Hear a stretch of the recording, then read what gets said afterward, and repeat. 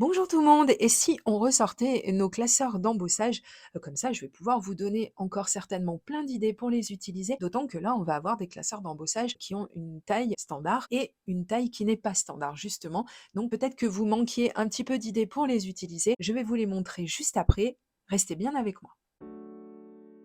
Ces classeurs, ils se présentent ainsi, donc vous avez celui de taille standard et vous avez des classeurs dont la taille varie et donc ceux-ci par exemple venaient de chez Action pour le plus fin. Quoi qu'il arrive de toute façon, malgré leur taille, ils vont fonctionner exactement sur le même principe, c'est-à-dire qu'ils vont gaufrer le papier une fois qu'on passera notre papier à l'intérieur de notre classeur et à l'intérieur d'une machine. Une machine, donc par exemple celle-ci, vous le savez, j'ai une machine de découpe grand format et vous allez voir encore une fois tout l'intérêt qui réside à avoir ce genre de machine. Alors déjà, on n'a pas besoin de régler la hauteur de la plateforme, par exemple sur la Big Shot, c'est le cas, on a besoin de le faire. Ici, la seule chose qu'il y a à faire, et je vous l'ai dit, hein, si vous avez vu la revue que j'ai faite sur cette machine, la seule chose qu'on a à faire, c'est de ne pas mettre la troisième plaque. Voilà, tout simplement. Et je vais vous donner une idée aussi pour utiliser vos classeurs d'embossage. Alors, elle est certainement connue de beaucoup de personnes, mais enfin peut-être pas de tout le monde, donc ça c'est toujours important à connaître. Je ne sais pas si vous avez remarqué, mais la totalité, je ne sais pas, mais au moins la plupart des classeurs d'embossage possèdent une fente, et en fait cette fente, elle va vous permettre de glisser une partie de votre papier et de pouvoir faire votre embossage. Alors ici, par exemple, avec le panneau que j'ai embossé, ça n'aurait pas été possible si je n'avais pas eu la grande machine. J'aurais été un petit peu embêtée si j'avais dû utiliser ma Big Shot. Bon, après, on n'a qu'à réduire la taille de notre papier, mais ici, je voulais vraiment que mon devant de carte soit complètement embossé, enfin complètement la partie que j'ai sélectionnée. Je ne voulais pas avoir à trop couper mon devant de carte. Et vous voyez que ça fait quelque chose de très joli déjà parce que ce classeur rouage, il est magnifique. Donc vous le retrouverez, lui et tout le reste du matériel que j'ai utilisé dans la barre d'information, comme d'habitude. Et j'ai choisi de ressortir les encres que j'ai acquis il y a peu de temps chez Action, que vous pouvez toujours retrouver à l'heure où je fais cette vidéo. Enfin, normalement, hein, on peut jurer de rien maintenant avec Action, mais enfin, normalement, elles sont toujours disponibles. Je ne vais pas utiliser de brosse pour appliquer mes encres, mais je vais utiliser cette fois-ci les applicateurs mousse ronds.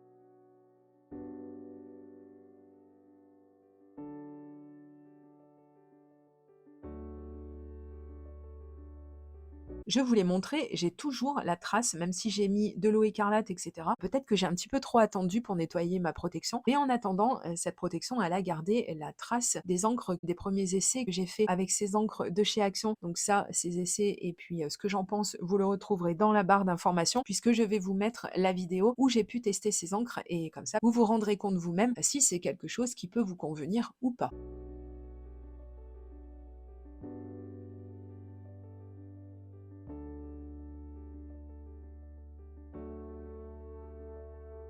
J'ai utilisé 2 teintes pour faire un tout petit dégradé, mais alors vraiment très discret et bon, les dernières encres que j'ai mises, elles sont parties, j'ai pu les nettoyer correctement. Par contre, la première, elle est toujours là. Je pense que c'est fini. Elle a pénétré le plastique, je pense, mais c'est pas très grave parce que bon, ça doit faire, je ne sais pas combien de temps que je dois refaire ma protection avec ma petite plastifieuse, mais on n'en est pas là. Là, pour l'instant, je vous présente les sets de tampons avec lesquels je vais travailler.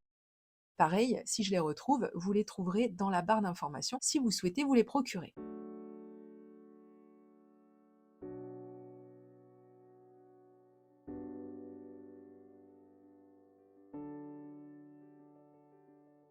Déjà, dans un premier temps, bien entendu, je vais sortir ma stamp plateforme, mon outil d'aide au tamponnage pour pouvoir faire quelque chose le mieux possible, mais vous allez voir que je vais avoir des petites déconvenues et que j'ai souhaité ne pas les couper au montage pour vous montrer qu'à moi aussi ça peut arriver. Même si je scrape depuis belle lurette, que j'ai pas mal de matériel qui m'aide, je ne suis jamais à l'abri, moi non plus, d'avoir des résultats, voilà, pas super super.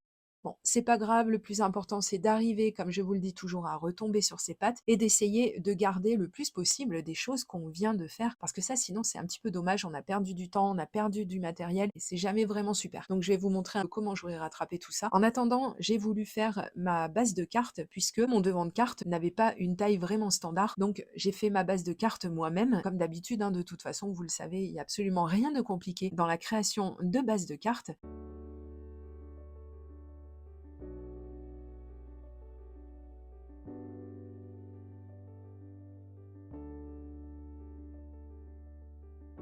Dans un premier temps, ça va m'aider aussi parce que comme ça, je vais pouvoir caler sans avoir forcément à le faire adhérer à ma base de cartes, mon devant de carte. et je vais positionner mon tampon correctement et cette fois-ci, je vais me concentrer, vérifier qu'il ne se décolle pas ou que sais-je pour enfin réussir mon tamponnage correctement.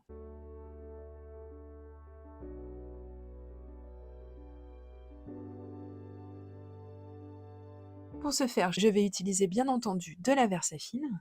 Je referme mon couvercle et mon premier tamponnage s'est plutôt bien passé, donc tout va bien. Ensuite, ce que je vais faire, c'est utiliser une partie de ce tampon, pas l'intégralité, même carrément qu'une seule lettre. Donc pour les personnes qui parlent anglais, je pense que ça leur aura parlé. Pour les autres, eh ben écoutez, c'est pas très grave, c'est seulement pour vous donner un exemple si vous êtes amené un jour à devoir faire la même chose pour ne pas avoir à couper vos tampons texte parce que franchement, moi, je trouve ça complètement inutile puisque vous le voyez, on a des techniques, notamment celle du masquage, qui va nous aider à isoler une partie de notre tampon sans avoir forcément à le couper, parce que ça, c'est vraiment dommage, je trouve. Donc, vous voyez ici, c'est pourtant très précis. J'ai isolé une seule lettre et tout s'est bien passé. Donc, jusqu'à présent, tout va bien. Je vais enlever ce tampon et le ranger et je vais utiliser les tampons de la marque ID Swap que je vous ai montré juste avant. Si vous faites du Project Live, je vous les conseille parce que de toute façon, ID Swap, elle est spécialisée dans la matière. Et là, je me suis dit: «Et pourquoi est-ce que je ne ferais pas se chevaucher mes 2 tampons?» étant donné que ce sont des tampons de marques différentes, on a des polices différentes et ça, c'est vraiment, vraiment trop chouette et vous voyez, je n'ai pas insisté pour avoir un tamponnage vraiment le plus précis possible. Je n'ai pas réancré mon tampon parce que ce que j'ai souhaité faire, c'est avoir un fini un petit peu, bah, pas fini justement, quelque chose qui soit pas tamponné forcément correctement parce que j'aime bien cet effet un petit peu destroy, un petit peu vintage que ça donne. Je trouve qu'on est complètement dans le thème. Ensuite, je vais me servir d'un papier. Alors, dans ce set de papier, vous aviez du foil et des paillettes. Ça, c'était vraiment chouette, hein. C'est Action, encore une fois, qui faisait ça il y a quelques mois en arrière. Et c'est vraiment très, très pratique. Donc, je vais sélectionner ce morceau de papier doré que je vais retailler dans un premier temps seulement avec des ciseaux. Ensuite, je vais utiliser, bien entendu, mon massicot pour faire la petite découpe dont je vais avoir besoin. Donc, je vérifie que j'ai assez coupé. Ensuite, je reprends de nouveau des repères, mais juste avant, je vais coller mon papier. Alors là, je vais utiliser une colle qui vient de chez Action. Je ne suis jamais à l'aise avec les colles de chez Action. J'ai toujours peur que ça vieillisse mal dans le temps parce que c'est souvent ce qui se passe quand on utilise des adhésifs de chez Action. Donc pour les personnes qui l'ignoreraient, faites quand même très attention, surtout si vous faites des créations qui sont faites pour durer dans le temps, comme des albums pour des mariages ou des albums de naissance, etc. Si tout se décolle comme ça m'est arrivé, on est ravis. Si tout se décolle au bout de 6 mois, eh ben, bonjour les souvenirs. Donc voilà, faites attention et prenez des colles qui sont vraiment adaptées pour le scrapbooking, je pense notamment, qui coûtent pas très cher en plus, à celles de chez Craftelier. Donc je vais quand même utiliser cette colle, hein, puisque de toute façon je l'ai, donc il va bien falloir que je l'utilise. Je m'en suis servi donc pour coller le devant de carte sur ma base de carte. Et comme c'est de la colle liquide, comme je vous le dis toujours, eh ben, ça va vous aider à venir rectifier le tir si vous n'êtes pas parti très droit. On va continuer avec toujours les classeurs d'embossage et cette fois-ci, on va prendre celui que je vous ai montré également au début. Donc celui-ci venait de chez Action. Rassurez-vous, je pense que vous pouvez trouver des classeurs qui ont aussi une taille un petit peu comme ceci dans n'importe quelle boutique ou autre. Je pense pas que Action avait le monopole, mais enfin c'est vrai que je l'ai trouvé plutôt bien. Et bon, c'est dommage, peut-être qu'ils nous en ressortiront, on n'est pas à l'abri. Donc là, j'ai utilisé ma petite machine parce que c'était pas vraiment utile que je reprenne la grosse étant donné la grandeur de l'embossage à effectuer et la grandeur de mon papier. C'était vraiment pas utile.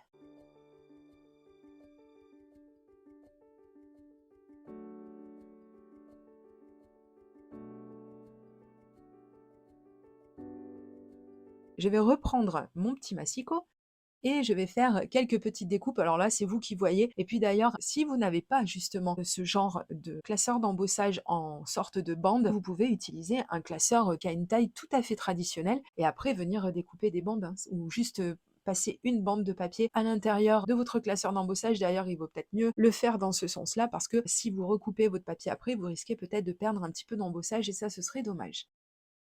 J'ai retaillé une première fois cette bande de papier qui décidément était encore un petit peu trop grande, puis vous allez voir que je vais encore la retailler, mais je ne vais pas vous spoiler la fin de la vidéo. Bref, donc j'ai repris les encres qui étaient toujours sur mon bureau parce que je veux continuer de les utiliser et surtout de les mettre à l'épreuve.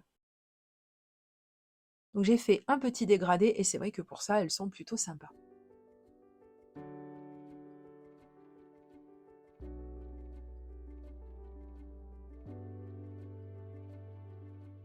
Et je voulais vous montrer que même avec un grand massicot guillotine, parce qu'on m'a posé la question il y a peu de temps, et bien franchement, vous voyez qu'on peut quand même découper des choses très très fines. Donc ça, c'est vraiment bien. Et les massicots guillotine, ça fait très très longtemps que je vous en parle maintenant, que je les utilise et les réutilise encore. Je les mets à l'épreuve et je peux vous assurer que j'en suis toujours aussi satisfaite. Je vais coller cette petite bande de papier sur ma base de cartes.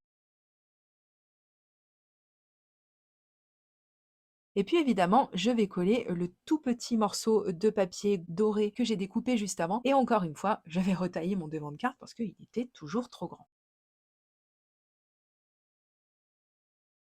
Comme j'ai quelque chose d'hyper fin à coller, je vais utiliser mon Quickie Glue, donc qui est un stylo colle qui est vraiment vraiment super pratique et qui coûte vraiment pas cher. Lui aussi, vous le retrouverez bien évidemment dans la barre d'information. Je vais retailler la petite bande que je viens de coller et me voici déjà avec mon fond de carte. Et ensuite, je me suis mise un coup de pied dans les fesses et je me suis dit que je tenais absolument à continuer d'utiliser les milliers de stickers que je possède. Vous le savez, hein, si vous avez vu la vidéo, comment je les classe et comment je les range, vous savez que j'en ai énormément. Donc il faut un petit peu se brusquer et essayer quand même d'utiliser tout ce matériel qui dort parce que c'est dommage, j'arrête pas de le dire. Tout comme les liquid pearls, j'en ai quelques-uns et je ne pense jamais à les utiliser. Donc de temps en temps, je pense que ce qui est bien, avant de commencer une création, c'est de faire un petit tour de nos tiroirs parce que vous voyez par exemple, les liquid pearls, ce sont des choses qui amènent quand même, je trouve, tout en discrétion et qui créent des embellissements vraiment très très jolis. Donc je trouve ça quand même dommage que ce soit du matériel qui dorme dans mes placards. Donc maintenant, comme je vous l'ai dit, j'essaierai de faire un petit tour dans mes tiroirs, dans mes placards, etc. avant de commencer des créations pour pouvoir utiliser un maximum de mon matériel et j'espère que ça vous aura donné envie à vous aussi d'essayer de faire la même chose de façon à ne plus laisser votre matériel dormir dans vos tiroirs. J'espère que ces deux cartes vous auront plu. Si c'est le cas, merci pour le petit pouce en l'air et je vous dis à très très bientôt pour de prochaines vidéos créations. Gros bisous, bye bye.